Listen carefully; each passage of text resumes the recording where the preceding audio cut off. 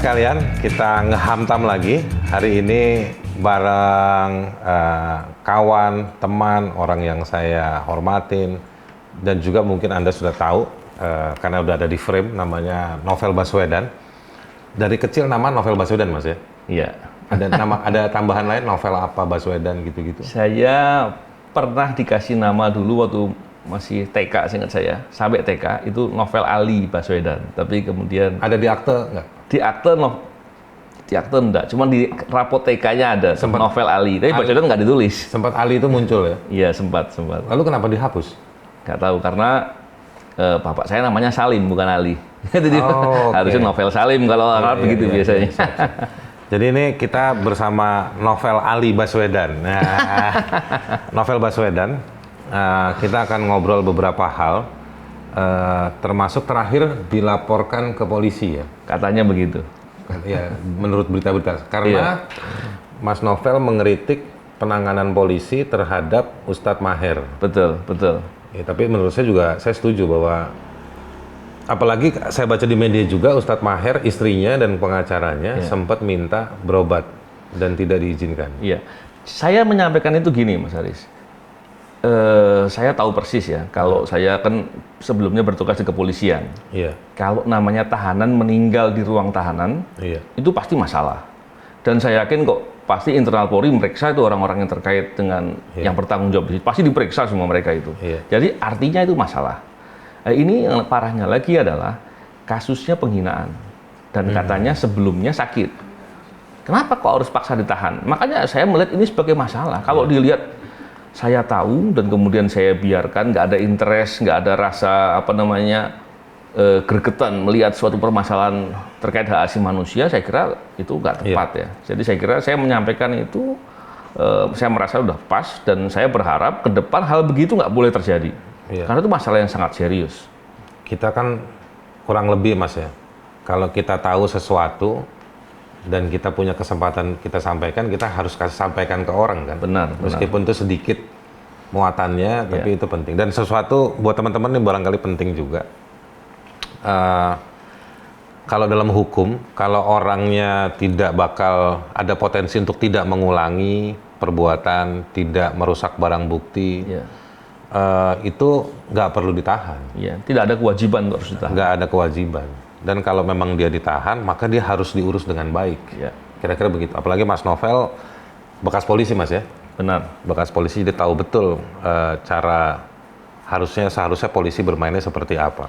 Begini Mas Ari, satu hal penting. Tahanan meninggal banyak.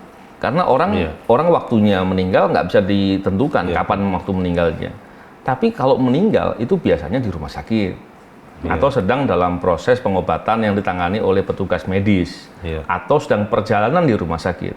Tapi kalau meninggal di ruang tahanan, itu masalah. Masalahnya seperti apa? Itu yang harus diperiksa. Betul. Karena itu ada penguasanya. Betul. Jadi penguasanya harus bisa menjelaskan kepada keluarganya, kepada masyarakat, kenapa orang ini meninggal. Dilaporin polisi. Udah sering kan dilaporin polisi, Mas? Iya. Sering seperti itu. Cuman saya merasa bahwa ini masalah yang semestinya justru orang yang melaporkan ini yang menurut saya berlebihan ya. Jadi saya merasa aneh aja loh, ini ngelapor ngapain? Barangkali perlu juga orang bisa paham ya bahwa apabila orang mengetahui bahwa suatu peristiwa itu bukan kejahatan, tapi dia kemudian memaksakan melapor atau mencari-cari atau disuruh orang untuk melapor dan dia melaporkan, orang itu justru bisa terancam pidana si pelapor dalam pasal 220 KUHP. Orang yang melaporkan sesuatu yang sebenarnya tidak ada terjadi seperti itu. Kenapa? Kita lihat di KUHP itu di buku 2 tentang kejahatan, itu di bab 8, kejahatan terhadap penguasa umum. Ya, artinya kalau dalam bahasa gaul itu ngerjain polisi lah. Ngurus sesuatu polisi melakukan yang sebetulnya itu nggak perlu harus diusut. Kalau analogi saya suka sampaikan di pengadilan kalau lagi sidang, Mas. Ini ngabis-ngabisin biaya negara. Betul. Betul nggak? Kasus yang nggak penting dibikin jadi kasus. Peristiwa yang nggak penting dibikin jadi kasus.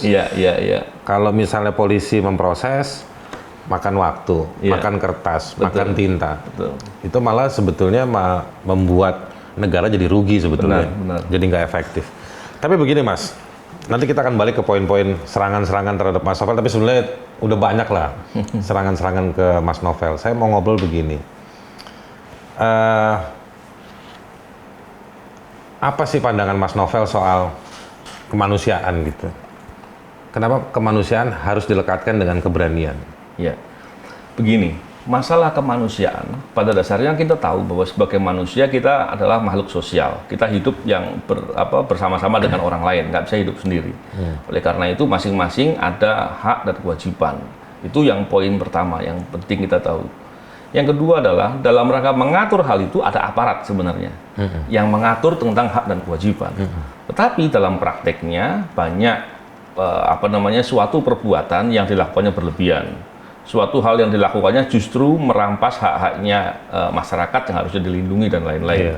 Sehingga ketika bicara masalah kemanusiaan, tentu kita di sana kita bicara hak-haknya orang, mulai dari hak yang paling dasar dan hak-hak lain yang itu tidak boleh dilanggar, dan juga ada kewajiban-kewajiban untuk manusia ini saling bisa hidup berdampingan, dan ada hal yang perlu dikontrol, kewenangan yang diberikan oleh negara yang kemudian kepada para aparatur yang mereka harus bekerja dengan cara-cara yang ditentukan untuk tidak boleh melampaui dari hak-hak orang yang harusnya dijaga.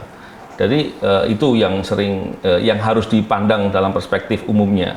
Jadi ancaman terhadap kemanusiaan itu bisa muncul di antara manusia juga ya? Ya. Makanya dari situ perlu ada kelompok orang yang berani melakukan pembelaan dan memisahkan mana yang benar, mana yang tidak. Kira-kira begitu, Mas? Ya. Nah, apakah kita, misalnya kayak Mas Novel, orang kan suka nanya, berani ya Mas Novel. Saya juga kadang-kadang suka ditanya sama orang, karena orang tahu saya berteman sama Mas Novel, saya bilang, Novel Baswedan itu sebenarnya biasa aja. Iya, betul. Biasa aja. Bener ya? Iya, bener. Saya takut salah, Mas. saya bilang ya biasa aja, cuman memang orangnya A dan itu dijalankan. Iya, nah, iya. Saya bilang banyak masyarakat kita orang yang merasa A itu ya A, B ya B, terus sampai Z, tapi tidak mau menjalankan. Iya. Jadi mau dibeli, takut. Iya. Nah, Mas Novel itu kan ada kutipannya yang menarik, mungkin teman-teman tahu ya apa? Kutipan yang saya suka sekali itu. Takut tidak mengurangi ajal. Iya, tidak mengurangi umur. Ya. Tidak mengurangi umur, berani tidak nambah umur. Iya. Kira-kira begitu ya? Takut tidak mengurangi umur. Karena kan orang kan takut biasanya takut kemudian terancam, kemudian cepat mati. Tapi kalau mau mati ya mati aja. Kan? Aja. Nah, kalau berani? Kalau tadi saya berani tidak mengurangi umur, takut tidak menambah. Artinya sembunyi seperti apapun, waktunya mati juga.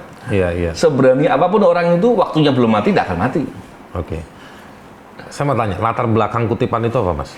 Nah, sebetulnya, punya pengalaman nggak? Kalau atau dibisikin sama istri? Enggak, kalau kutipan itu sebetulnya ucapan sahabat Rasulullah SAW. Oke, siapa kutipan itu? dari Ali bin Abi Thalib. Ali bin Abi Thalib. Dia menyampaikan itu. Saya pernah membaca satu buku yang menyatakan itu, dan itu menurut saya itu paling tepat. Kenapa? Kita hidup itu berbatas waktu. Kita punya kesempatan. Dan semua hal yang ada pada kita itu pada dasarnya akan baik kalau kita berbuat baik. Kalau kita berbuat buruk, dapatnya ke kita juga. Kalau kita berbuat baik, apa yang dapat kebaikan kepada kita juga. Jadi saya kira kalau kita memilih untuk berlaku yang salah atau diam dengan yang tidak benar, itu kita sedang rugi karena dikasih kesempatan tidak mau ambil. Nah itu kurang lebih ya. Menarik tuh, dikasih kesempatan nggak mau ambil. Nggak mau ambil. Nah ini terkait sama pengalaman Mas Novel nggak? Kalau cerita Mas Novel di KPK lumayan sudah banyak orang mengikuti. Paling nggak buat saya sendiri dari tahun 2012 gitu. Iya. Tapi saya ingat Mas Novel pernah cerita sama saya, Mas Novel itu sendiri pernah hampir kehilangan nyawa ya. Sebelumnya, bener nggak tuh? Hampir ketembak atau apa waktu itu? Iya, pernah beberapa kali. Berapa kali ya? Dicari nggak Mas siapa yang nembak waktu itu? Saya pernah bertugas di Jatan Ras, di kepolisian di bidang kejahatan kekerasan. Saya pernah di tempat operasi dan lain-lain. Tapi di sana saya punya banyak pengalaman yang di sana saya bisa melihat bagaimana keadaan orang yang menjadi korban pelanggaran hak asasi manusia. Iya.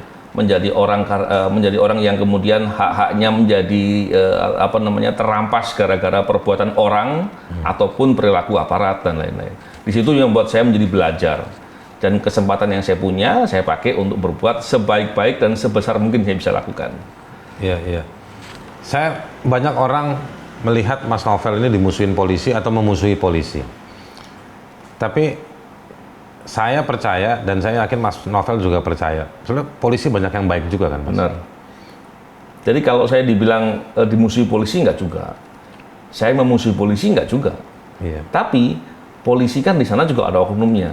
Oknumnya berlaku macam-macam. Ada yang mencari keuntungan dengan cara apapun ya, dengan kewenangannya diperjualbelikan atau diperlakukan apapun. Pasti dong ketika ada petugas anti korupsi yang sedang mau melakukan tindakan, pasti mereka akan nggak suka. Sama halnya seperti polisi kalau ditanya, kira-kira menurut maling, polisi itu disukai nggak? Pasti nggak disukai. Pasti maling akan ditangkap sama polisi. Jadi pada dasarnya secara konsep ya, dalam secara konsep kita akan begitu pastinya. Jadi kalau kemudian polisi ingin dicintai oleh maling, saya kira salah dia, kan gitu. Jadi dengan persepsi begitu, meskipun ada ya kejadiannya. Berarti polisi nggak bener, tidak mau menangkap maling beneran. Kalau dia bekerja benar, pasti dimusuhi. Jadi ketika dengan konsep begitu, pada dasarnya kita punya pilihan, kita mau berbuat baik atau berbuat jahat. Kalau berbuat baik, pasti dimusuhi orang jahat. Tapi kalau berbuat jahat, pasti tidak disukai oleh orang baik. Jadi saya kira itu suatu pilihan, tinggal kita mau pilih yang mana. Nah sekarang soal polisi tadi, kebaikan-kebaikan polisi itu seperti apa, Mas?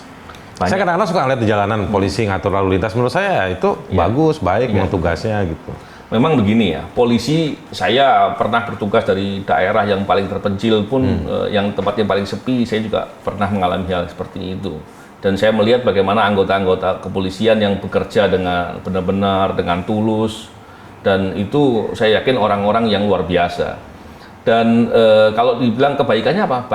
Banyak polisi di daerah-daerah itu yang mau sampai menolong masyarakat. Bahkan ikut dalam kegiatan pendidikan, ngajari anak-anak kecil membaca dan lain-lain. Dan itu luar biasa. Dan banyak hal lain lagi yang dilakukan kalau seandainya polisi itu melakukan tugasnya sebagaimana mestinya. Waduh, luar biasa. Pahalanya banyak dan dia udahlah sulit untuk mencari ketandingan orang yang punya kesempatan untuk berbuat baik sebanyak itu. Karena di polisi urusannya hampir semua hal dia punya. Iya, semua masuk ke wilayah ditanganin sama polisi kan. Betul. Mas Novel pernah dengar cerita ya di Georgia polisi dibubarin sesaat dan ketika dibubarkan angka kejahatan malah turun. Tapi habis itu diperbaiki polisinya. Salah satu bentuknya itu polisi kantor-kantornya dibikin transparan. Jadi lebih terbuka. Tapi saya tanya sama teman saya waktu di Georgia itu, dia bilang kita jadi aman justru di saat-saat itu, dan ketika direformasi tambah aman lagi. Perempuan pulang malam apa segala macam itu jadi terkontrol dengan baik. Tapi memang butuh orang gila. Memperbaiki polisi sekarang butuh orang gila nggak, Mas? Atau caranya yang harus luar biasa sebetulnya? Ya, memang caranya tidak boleh dilakukan dengan setengah-setengah ya, harus totalitas. Dan memperbaiki polisi, saya kira kan bukan cuma polisi penegak hukum yang bermasalah ya, penegak hukum lain juga ada beberapa yang bermasalah. Tapi dalam hal ini memang polisi garda terdepan. Kalau penegakan hukum itu diperbaiki, luar biasa keuntungan yang kita peroleh. Dan saya kira itu kesempatan kepada para pemimpin di negara kita untuk mereka mau atau harusnya berani mengambil jalan untuk memperbaiki itu. Memperbaiki polisi dari mana?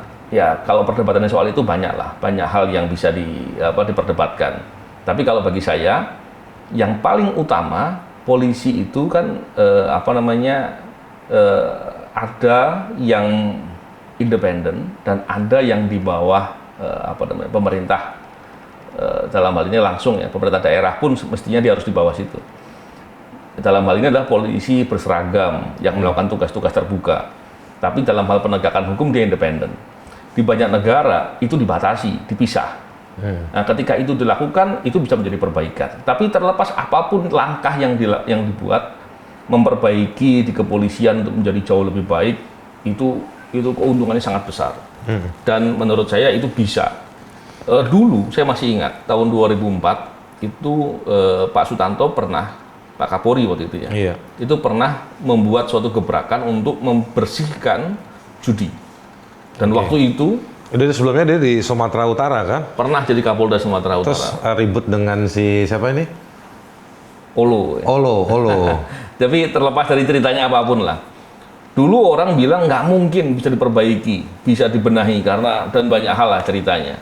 Mulai dari anggaran Polri dan segala macam yang kurang dan lain-lain. Tapi kemudian ketika Pak Tanto membuat kebijakan dengan tegas, memperbaiki itu luar biasa. Dampaknya besar ya? Dampaknya besar sekali. Dulu saya paham betul bagaimana saya melihat sendiri orang-orang masyarakat yang bekerja di ekonomi lemah, yang bekerja kasar, dia dapat penghasilan harian, sore dia ikut dalam praktek judi, permainan judi apapun, kan banyak judi waktu itu. Duitnya habis, nggak bawa Duitnya apa-apa. habis nggak bawa apa-apa pulang, ribut sama keluarganya, artinya masalah sosial, kriminalitas dan lain-lain.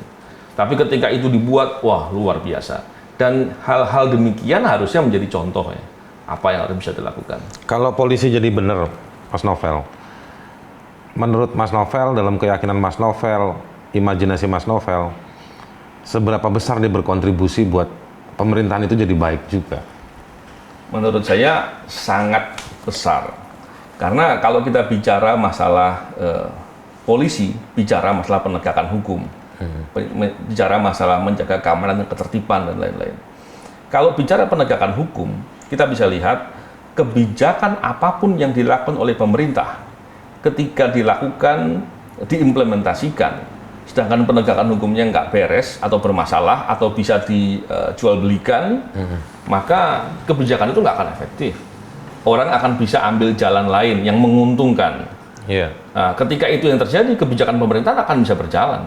Nah, tapi ketika hal itu bisa diupayakan, luar biasa. Itu dari sisi bagaimana pembangunan berjalan. Kita lihat dari sisi lain, bagaimana menjaga lingkungan, bagaimana menjaga sumber daya alam agar bisa digunakan dengan semaksimal dan sebaik mungkin tanpa banyak merusak lingkungan. Itu bisa dilakukan dengan cara yang sangat baik. Kalau polisi dalam hal ini sebagai penegak hukum bisa melakukan banyak hal untuk menjaga itu. Belum lagi bicara hak asasi manusia. Iya. Berapa banyak permasalahan hak asasi manusia akan bisa dibereskan kalau penegakan hukumnya beres. Bisa dicegah pelanggaran-pelanggaran. Bisa dicegah, kalau sudah terjadi bisa dibereskan. Jadi artinya kepercayaan publik membaik, meningkat. Betul. Negara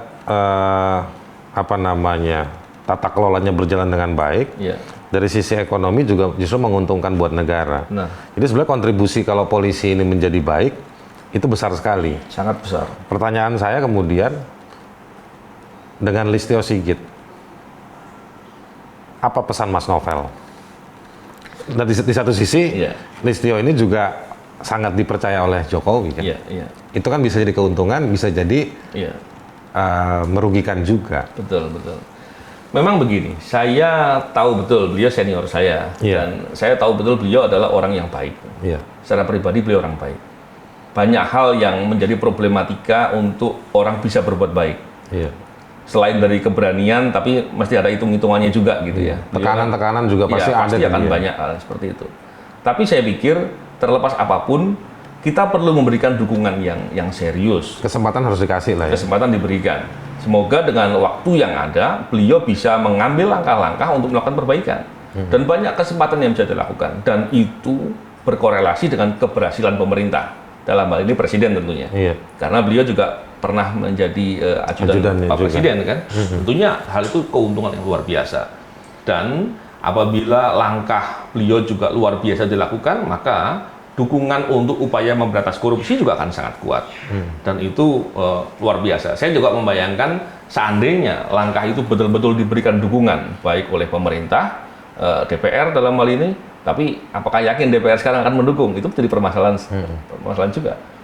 Tentunya di tokoh-tokoh masyarakat, di koalisi sipil dan lain-lain bisa memberikan dukungan-dukungan sekaligus memberikan kritik dan saran apabila ada permasalahan dalam pelaksanaannya. Kalau sekarang soal ini Mas, soal kritik tuh itu, yang lagi rame ini, Ya, soal Presiden bilang silakan mengkritik.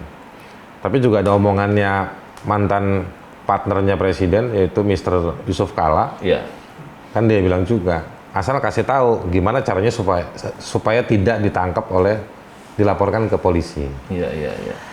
Nah, memang ketika kita merespon, di belakangan saya juga respon, saya juga ditantangnya sama kelompok-kelompok yang pendukung pemerintah itu, loh yang melapor ini kan buzzer-buzzer.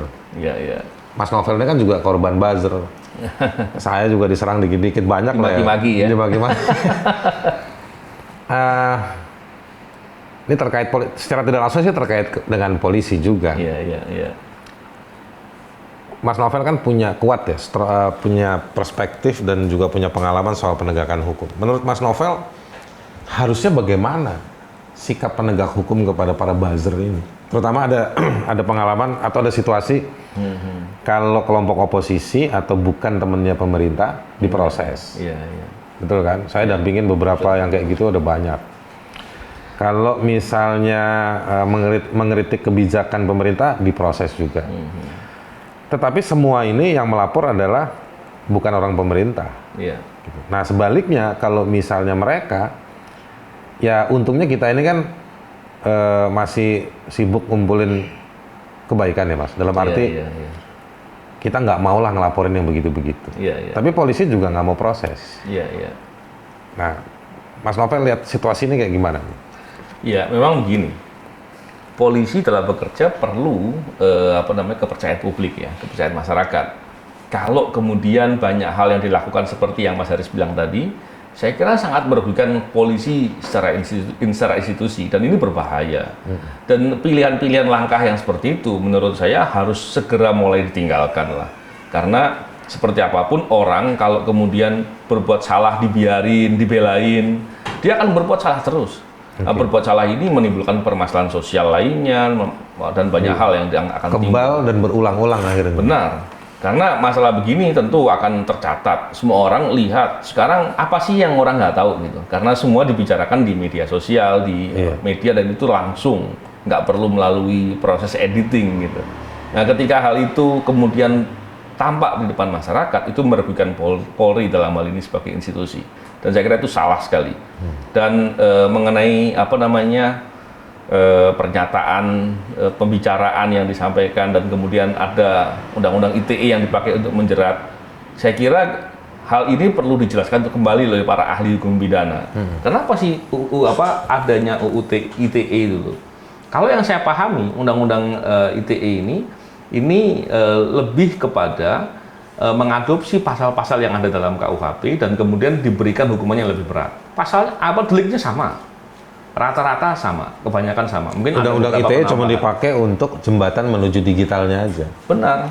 Yang saya tahu begini, karena ada suatu perbuatan yang dilakukan seseorang yang menggunakan jalur ITE dan itu kemudian sudah terlanjur terjadi, itu kan nggak bisa dihapus.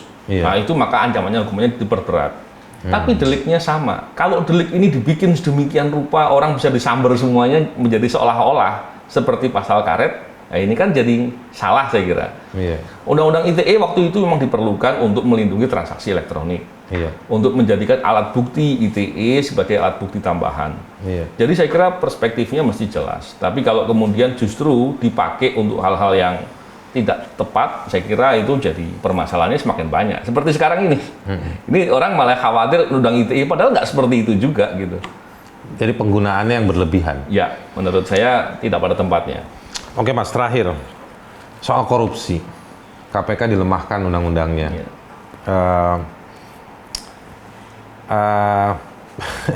Saya mau ngomong tapi nggak enak. Undang-undangnya diperlemah, omnibus law cipta kerja akan akan segera berlaku pasca semua uji coba di MK. Kita juga lihat misalnya indeks persepsi korupsi juga ambrol turun, banji jumping. Itu kan persepsi dari kelompok bisnis juga. Situasi ini kan nanti justru makin memperparah praktek bisnis yang bersih. Kita kan nggak bisa nolak bisnis oke. Itu roda ekonomi. Tetapi kalau yang masuk dan bekerja adalah bisnis-bisnis yang kotor, sementara KPK-nya dan para penegak hukumnya gagal, apa yang Mas Novel khawatirkan ke depan ini? Kira-kira ini sebagai penutup juga, pesannya Mas Novel apa yang mesti kita lakukan gitu. Ya, iya menarik. Kalau pesannya banyak sebenarnya ini. Iya. Tapi oke lah. Nanti saya undang lagi, Mas. Tapi kira-kira apa Gini, yang penting-penting oke. itu? Yang pertama begini, kita semua prihatin, para tokoh, akademisi, mahasiswa, dan banyak kelompok-kelompok masyarakat lainnya menyampaikan protes yang sangat keras kepada pemerintah. Iya. Ketika Undang-Undang KPK direvisi dan di sana tampak jelas upaya pelemahan terhadap KPK. Ternyata kalau kita lihat faktanya itu banyak semakin tampak. Belum lagi indeks persepsi korupsi yang dibilang tadi anjlok dan lain-lain. Kita melihat permasalahan korupsi ini menjadi permasalahan yang sangat mendasar. Tadi saya di awal menyampaikan korupsi paling tidak kita bisa lihat bahwa terjadi permasalahan dalam pembangunan, masalah lingkungan. Iya. Berapa banyak kerusakan lingkungan yang timbul gara-gara korupsi. Kalau seumpama kita lihat ada proses penebangan hutan, memang itu dalam rangka eksploitasi boleh. Apabila diatur dalam aturan yang benar, tidak mungkin kemudian timbul longsor di mana-mana, banjir dan lain-lain. Tapi kalau prosesnya diatur dengan tepat, lingkungannya menjadi terjaga, terkendali, dan banyak hal yang bisa diantisipasi. Ketika prosesnya ngawur, prosesnya kemudian menyalahi hukum, ada kong kali kong dengan aparat yang harusnya menjaga, disitulah korupsinya. Dan bukan cuma di satu sisi itu saja, di banyak hal. Belum lagi permasalahan hak asasi manusia. Jadi kalau kita lihat betapa luar biasanya problem itu. Nah, kalau tadi ditanya, apa yang bisa dilakukan sekarang ini? Dalam banyak kesempatan saya katakan, memperbaiki segala problematika ini, menurut saya dua hal penting yang harus dijaga oleh pemerintah. Yang pertama adalah penegakan hukum diperbaiki. Oke. Aparat penegak hukumnya diperbaiki. Kalau semua gajinya mau diperbesarkan, diperbesar. Oke. Diberikan hak-haknya yang benar. Tapi mereka juga harus punya tanggung jawab. Iya. Mereka juga harus diberikan sanksi yang ketat dan diberikan pengawasan yang ketat. Kewenangannya jangan diberikan yang berlebihan. Yang kedua, ketika dilihat dari tadi memperbaiki institusinya, dalam implementasinya mesti harus diberikan pengawasan yang kuat. Ketika penegakan hukum itu diberikan prioritas oleh negara untuk diperbaiki, itu efeknya besar sekali. Selain itu, masalah upaya memberantas korupsi ini dilakukan dengan sungguh-sungguh. Ketika sekarang kita lihat KPK-nya dilemahkan. Dilemahkan sudah banyak hal yang sekarang juga sedang dilakukan uji di MK. Iya. Pertanyaannya adalah, setelah KPK-nya dilemahkan, terus negara mau pakai apa untuk memberantas korupsi? Itu menjadi pertanyaan. Iya. Apakah terus memang berantas korupsi diliburkan dulu, Iya, atau ya udah deh kita slow dulu deh, jangan buru-buru ganggu pembangunan atau ekonomi? Menurut saya salah, dan persepsi yang disampaikan tadi Mas Haris tepat sekali. Karena pada dasarnya kalau ada yang mengatakan bahwa upaya memberantas korupsi membuat takut investor, saya kira salah. Enggak. Hanya investor hitam atau investor yang kotor, yang tidak mengikuti good governance. Mereka lah yang takut untuk berinvestasi apabila upaya memberantas korupsinya baik. Tapi sebaliknya, ketika korupsinya banyak, investor yang benar-benar ingin bekerja dengan baik, ingin justru kabur ya? itu akan kabur. Dia nggak ada kepastian di sana. Nah, ini yang merugikan sekali. Jadi kalau kemudian dilihat untuk mengambil keuntungan sesaat, ya tadi investor kotor yang mungkin yang diambil. Tapi kalau investor untuk memandang jauh ke depan, untuk penguatan negara, untuk kelangsungan yang berkepanjangan, maka kita harus ambil investor yang bersih, yang betul-betul menjaga kepentingan negara, kepentingan lingkungan, hak asasi manusia. Dan ini hal yang sangat penting menurut saya. Dan itu semua akan saling dijaga apabila penegakan hukumnya berjalan baik dan upaya memberantas korupsinya bisa berlangsung dengan semestinya. Dan itu poin yang paling penting menurut saya. Oke. Mas, ini terakhir deh, bener. Mumpung belum azan maghrib, nih kita udah mau maghrib soalnya. Satu buat anak-anak muda, ini kita lagi bonus demografi, banyak anak muda umur 20, 25 sampai umur 40 ini banyak. Ya. Umur-umuran saya semua lah Mas, kira-kira gitu. Mereka lagi punya banyak pertanyaan, mereka lagi banyak bergerak. Tapi mereka juga mungkin butuh kita jadikan teman juga kan, atau mungkin kita juga perlu komunikasi dengan mereka. Sementara di kampus mereka juga banyak diserang oleh administrasi, oleh kebijakan-kebijakan kampus, apalagi di zaman pandemi seperti ini. Mas Novel punya catatan khusus nggak buat anak-anak muda yang banyak bergerak. Mereka juga bergerak ketika undang-undang KPK itu mau disahkan, undang-undang omnibus, kira-kira begitu. Oke, saya dua hal yang ingin saya sampaikan. Iya. Yang pertama adalah kita tahu namanya anak muda itu sedang masa dia belajar, membangun, berupaya untuk berbuat sesuatu. Yang pertama ini harus paham bahwa ketika kita melakukan sesuatu untuk kepentingan orang banyak, untuk kepentingan kebaikan, pada dasarnya kita sedang mendidik karakter diri kita untuk menjadi karakter yang kuat, yang hebat, dan itu pada dasarnya yang untung adalah diri kita sendiri yang berbuat. Nah, ketika kita kemudian apatis atau tidak peduli, hanya memikirkan diri sendiri, maka tidak pernah ada orang yang kemudian sukses menjadi orang hebat, menjadi orang yang kuat, hanya dengan memikirkan diri sendiri. Tidak pernah. Semuanya pasti dengan kekuatan, dia mau memikirkan orang lain, mau berbuat atau memperjuangkan suatu kebenaran, kebaikan, dan itu dilakukan dengan koridor aturan-aturan hukum tentunya. Tapi saya tekankan lagi bahwa segala kesusahan pun yang ditimbulkan karena itu tidaklah terus kemudian membuat kita akan hancur, membuat kita kemudian akan rugi sepanjang kita tetap konsisten, kita tetap berbuat dengan cara-cara yang tepat dan benar. Yang ada kita membuat diri kita menjadi lebih baik dan lebih kuat. Poin yang kedua, saya ingin ingatkan juga kepada kawan-kawan atau adik-adik yang sudah mulai mau peduli, mau berbuat untuk sesuatu, berprestasi dan banyak hal yang dilakukan. Pahamilah bahwa ketika kita melakukan sesuatu, jangan kita risau karena kita sedang dicela atau dihina. Karena pada dasarnya celaan atau hinaan yang dilakukan, yang disampaikan itu tidak membuat diri kita menjadi hina. Iya. Justru Kita nambah pahala lagi. kita dapat pahala, store pahala orang itu. Iya. Sebaliknya juga, kalau kita sedang berbuat sesuatu, nggak perlu kita harus minta untuk dipuji.